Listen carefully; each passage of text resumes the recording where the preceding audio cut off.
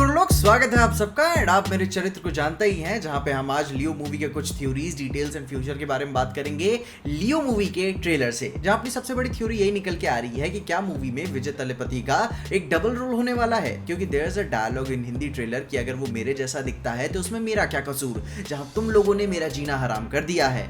जहां उसके original Tamil trailer में सबटाइटल्स ये कहती हैं कि claiming I resemble some random riff raff, if all of them torture me what can I do. जहां इसके ऊपर से कुछ लोगों ने ट्विटर मुझको बताया था कि भाई विजय ने वहां पे गाली भी दी थी अपने लैंग्वेज में। आई डोंट नो, मुझे समझ नहीं आया। जो लोगों को पता होगा तो मुझे बताना जरूर, जिससे अभी के लिए ये बात तो क्लियर हो जाती है कि वहां पे वो बंदा पार्थी है, क्योंकि मूवी में विजय के कैरेक्टर के दो नाम है, एक है लियो दास, दूसरा है पार्थी। जहां इट लुक्स लाइक कि पार्थी ने अपने शहर के सीरियल किलर वाली परेशानी से लोगों को मुक्ति दिलाई होगी। फिर उसके बाद जो उसे मीडिया कवरेज मिला, उससे एंथोनी दास एंड हेरोल्ड दास ने उसे ट्रैक कर लिया। जहां एंथोनी दास बताते हैं कि तुम पूरी दुनिया से झूठ बोल सकते हो मगर मुझसे नहीं। जहां पे हम भी एक बार के लिए अगर मान ले कि चलो भाई पार्थी वो लियो दास नहीं है, एंथोनी दास जो उसे समझ रहा है, मगर फिर भी ये बात आप कैसे एक्सप्लेन करोगे कि भाई जैसे वो लोगों को मारता है, दौड़ा दौड़ा को मारता है, एंड जो उसकी आंखों से पता चलता है कि कोई चीज एक्टिवेट हो रही है उसके अंदर, 110% किसी तरह की उसके पास्ट को इंडिकेट करता है कि उसकी भी हिस्ट्री ऑफ वायलेंस कुछ ना कुछ रही है। जहां पे दो तीन बातें ये क्लियर हो सकती है कि भाई पार्थी एक्चुअली में लियो दास है और अपनी फैमिली के क्राइम वर्ल्ड से भाग के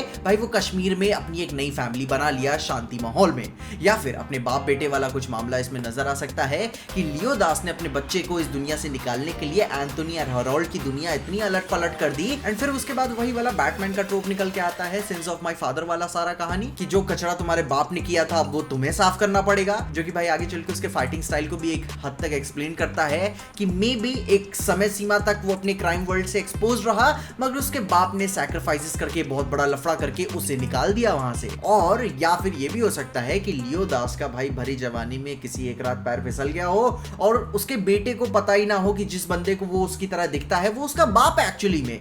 क्योंकि भाई कुछ भी हम डिनाई कर ले, कितनी भी थ्योरीज बना ले, ये बात तो मना नहीं कर सकते कि भाई मूवी में लियो का कोई डबल रोल नहीं होने वाला है, मतलब कि अपने विजय का। जो कि भाई भले ही हमें जवान की तरह इसमें एक दोनों साथ में ना देखने को मिले, मगर फिर भी वो दोनों एग्जिस्ट करेंगे टाइम में आगे पीछे करके, और दो अलग आइडेंटिटीज वो होंगी, और उन्हें एक्सप्लेन करना ये भी पड़ेगा कि वो इतना अच्छी तरीके से लड़ता कैसे है, जैसे कि सालों बाद कुछ एक्टिवेट हो गया उसके अंदर। जहां पे अब ये बात फंसी हुई है कि क्या ये मूवी अब अपने लोकेश भाई की एलसीयू से कनेक्टेड है, और अगर है तो इसमें रोलेक्स कब देखने को मिलेगा।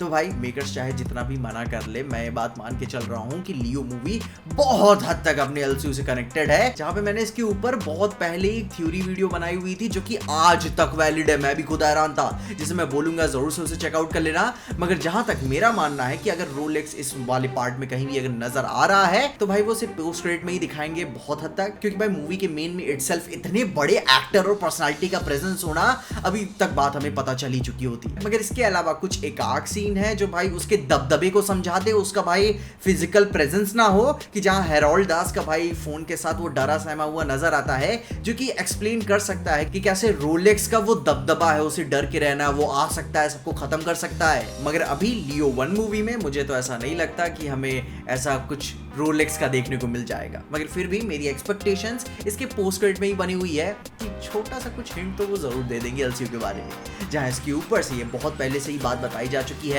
कि भाई लियो मूवी का पार्ट 2 भी एग्जिस्ट कर रहा है, जो कि विजय के करियर की भाई पहली मूवी होगी, जो कि उन्होंने सीक्वल ये बनाई होगी। जिसके बाद लोकेश को भी टैरेंटिनो इफेक्ट लग चुका है। उन्होंने बोला है कि वो अपने करियर में सिर्फ 10 ही मूवीज को बनाएंगे, जिसको ये लेकर तो अभी 6 हो गया है। एंड देन फिर रजनीकांत के साथ उनकी 171 मूवी आएगी, जिसमें अमिताभ बच्चन दशकों के बाद रिटर्न कर रहे हैं, एंड वो तो भाई एलसीयू से कनेक्टेड भी नहीं होगी, जो कि भाई अंडरस्टैंडेबल भी है। फिर उसके बाद कैथी 2 लाइन में है, विक्रम 2 है, रोलेक्स का भाई स्पिन ऑफ भी लाइन में है, तो यहीं पे 11वीं मूवी हो गई भाई। फिर इनका सबसे बड़ी बात, इनका एवेंजर्स भी तो कराना है, क्योंकि भाई कुछ मतलब तभी ना बनेगा इसका। तो मोस्ट प्रोबेबली वो इस यूनिवर्स को स्टैब्लिश करके मूव ऑन रिटायर हो सकते हैं, कि भाई वो पीछे रह के अपनी आईपीज को भाई हैंडल करेंगे।